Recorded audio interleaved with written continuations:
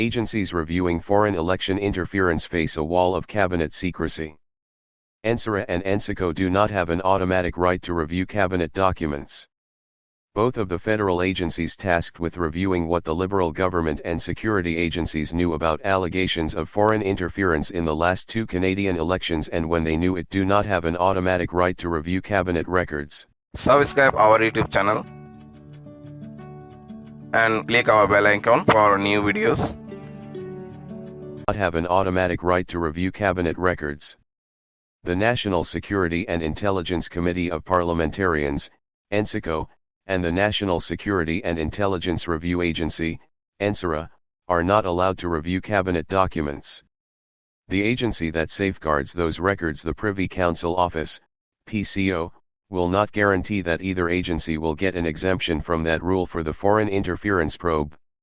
NSICO wrote to Prime Minister Justin Trudeau last fall to complain that its previous investigations into intelligence matters were hamstrung by the lack of access to cabinet documents.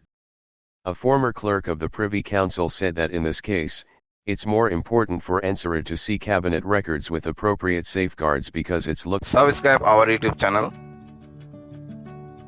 and click our bell icon for new videos. In this case, it's more important for NSERA to see cabinet records with appropriate safeguards because it's looking at the flow of information to decision makers. An intelligence expert, meanwhile, said it wouldn't look good for the government to promise a transparent investigation and then withhold some information. In setting up the framework for the reviews on March 6, 2023, Trudeau said he spoke with the heads of NSICO and NSERA and underscored that Canadians need to have faith in their institutions and deserve answers and transparency. The work of both committees is crucial to the work of the Special Rapporteur on Election Interference, former Governor-General David Johnston. He's expected to advise the Liberal government on its next steps in response to the political controversy that has shaken public trust in the integrity of Canada's electoral system. Reports citing intelligence sources published by the Globe and Mail and Global News have said that the Liberal government was warned repeatedly about instances of election interference and essentially dismissed or ignored those warnings. A spokesperson for PCO said the Special Rapporteur would be entitled to review any classified or unclassified records and documents, including, where necessary in his estimation to carry out his mandate, records protected by cabinet confidence. Pierre-Alain Bujold confirmed that NSICO and NSERA are not entitled to see cabinet confidences. When it comes to the foreign interference review, he added, the government is committed to transparency and will continue to work diligently to provide all information relevant to NSICO. NSERA expects cooperation. Bujold also noted that NSERA outlined for intelligence agencies on Tuesday both the scope and the limits of its review powers, including its inability to see cabinet secrets. Should any additional material be felt necessary to this work, we will work diligently with the agency to determine the feasibility of the request, Bujold said in an email. When asked by 24newsread.blogspot.com news if it had concerns about access to cabinet records, NSERA responded with a written statement laying out its general expectations. The review is in its preliminary stages and we cannot comment further on scope or content at this time, said NSERA's statement. That said, NSERA expects cooperation from all departments and agencies subject to review, and access to all necessary information to complete its work. In a separate written statement, NSICO said the committee has not received assurances from PCO that it will receive an exemption for this review. It noted that in previous reviews, it has mostly been provided with the information it requested, including highly classified intelligence. But that access has not always extended to cabinet records. Last fall, the Committee of Parliamentarians put its frustrations in writing, telling the Prime Minister the refusal to disclose some records represented a growing risk to NSICO's ability to fulfill its mandate. NSICO says it's been left in the dark. That letter was included in NSICO's review of the intelligence activities of Global Affairs Canada last November. It warned that federal officials made broad claims of cabinet secrecy over documents and the committee was often left in the dark about the number of records and what was being withheld. The letter, which was also addressed to PCO, went on to remind Trudeau that members of the committee took an oath of secrecy but were still being put in a position where they will neither receive relevant information, nor be aware of its existence. Liberal MP David McGuinty, the chair of NSICO, declined an interview request.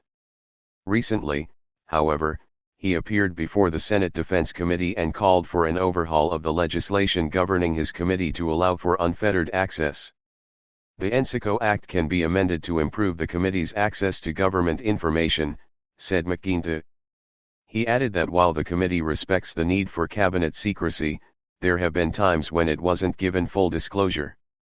And so we have gently but persuasively worked with the Privy Council office and the Prime Minister's team to say, no, sorry, you have to start working with us more openly and on behalf of Canadians. They need to know as much as we can inform them. Mel Capp, a former clerk of the Privy Council, said he's a firm believer in cabinet secrecy. He said that while NSICO should have limited authority to look at cabinet secrets on an ongoing basis, in the specific case of the foreign interference review he doesn't think it would be necessary. NSIRA, he said, is another matter. I would say that NSIRA should have access to cabinet confidences because they are there to look at the flow of information to decision makers, whereas NICAP is really looking at the activities of the agencies themselves, the Canadian Security Intelligence Service and Communications Security Establishment and the other intelligence agencies, said Capp, who added that access to those records should not be unfettered. I think we should have a very narrowly defined group of issues and documents that are within the secrecy cone of silence. Intelligence expert Stephanie Carvin said that in terms of political optics, it's not in the government's interest to dig in its heels and fight, even behind closed doors, over documents. This government has already struggled with transparency issues, she said. I don't think this is helping its case. If the government is arguing that we're going to have a transparent investigation into foreign interference and then immediately clamps down on cabinet confidence, it runs the risk of undermining its own argument. Carvin also noted that the MPs who sit on NSICO have been given the highest level of clearance for dealing with intelligence and there's no reason not to have confidence in them. There is precedent to grant an exemption. Last summer, the Liberal government waived cabinet confidence over documents relating to its invocation of the Emergencies Act. That decision followed a request from Justice Paul Rouleau, who oversaw the Public Order Emergency Commission. It was only the fourth time in Canadian history that a public inquiry was given access to cabinet documents, according to the Commission. If the government is arguing that we're going to have a transparent investigation into foreign interference and then immediately clamps down on cabinet confidence, it runs the risk of undermining its own argument.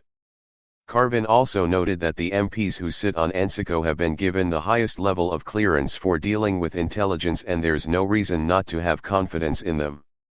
There is precedent to grant an exemption. Last summer, the Liberal government waived cabinet confidence over documents relating to its invocation of the Emergencies Act. That decision followed a request from Justice Paul Rouleau, who oversaw the Public Order Emergency Commission.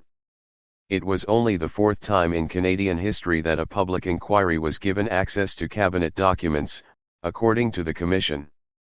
That a public inquiry was given access to cabinet documents, according to the Commission. Subscribe our YouTube channel